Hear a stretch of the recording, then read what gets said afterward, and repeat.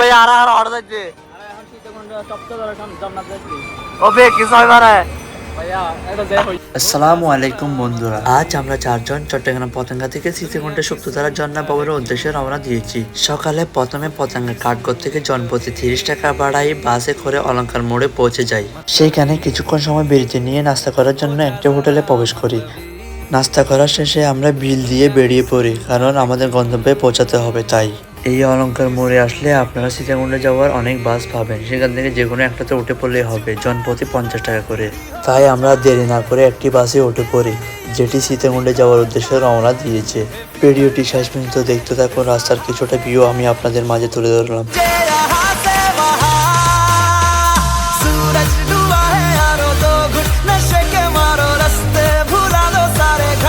ছোট ভাই মিসবাকে নিয়ে গবেষণা করছে কিভাবে অল্প টাকা সব জায়গায় ঘোরা যায়।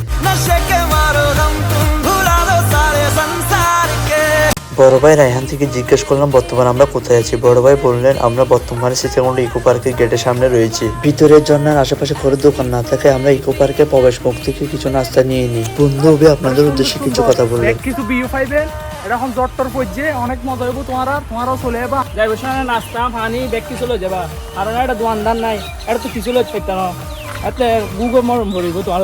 কিছুটা হাঁটাহাঁটি করার পর আমরা ঝর্ণায় যাওয়ার জন্য জনপ্রতি 50 টাকা করে টিকিট কেটে নিই। গেটের সামনে কিছু পাতের হোটেল রয়েছে, যেগুলো আপনারা চাইলে খুব কম দামে সেখান থেকে প্যাকেজ নিতে পারেন।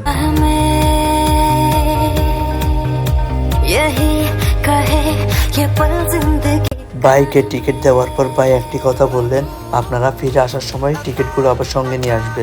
এরপর শুরু হয় আমাদের মূল যাত্রা। পাহাড়ি পথ আর প্রাকৃতিক সৌন্দর্য উপভোগ করতে করতে আমরা ঝর্ণার উদ্দেশ্যে হাঁটতে থাকি। কিছুক্ষণ পথ চলার পরে চোখের সামনে ভেসে ওঠে সুপ্তধারা রাস্তার সাইনবোর্ড। যে সাইনবোর্ডটি লক্ষ্য করে আমরা হাঁটতে থাকি ঝর্ণার উদ্দেশ্যে। উঁচু নিচু পাহাড়ি পথগুলো হাঁটা কতটা কষ্টের, কতটা আনন্দের, কাউকে বলে বোঝানো যাচ্ছে না। তারপরেও আমরা ছুটে চলেছি ঝর্ণার পথে। ঝর্ণা দেখার আনন্দে বড় ভাই রায়হা পিছলা গিয়ে পড়ে গিয়েছে। তাকে দিয়ে আমরা হাসাহাসি করছি আর মজা করছি। অবশেষে দীর্ঘ পথ পাড়ি দিয়ে আমরা ঝর্ণার দেখা পেলাম। কিছু মানুষ বলেছিল ঝর্ণায় পানি থাকবে না, কিন্তু আমরা এসে দেখলাম ঝর্ণায় পানি রয়েছে ভরপুর।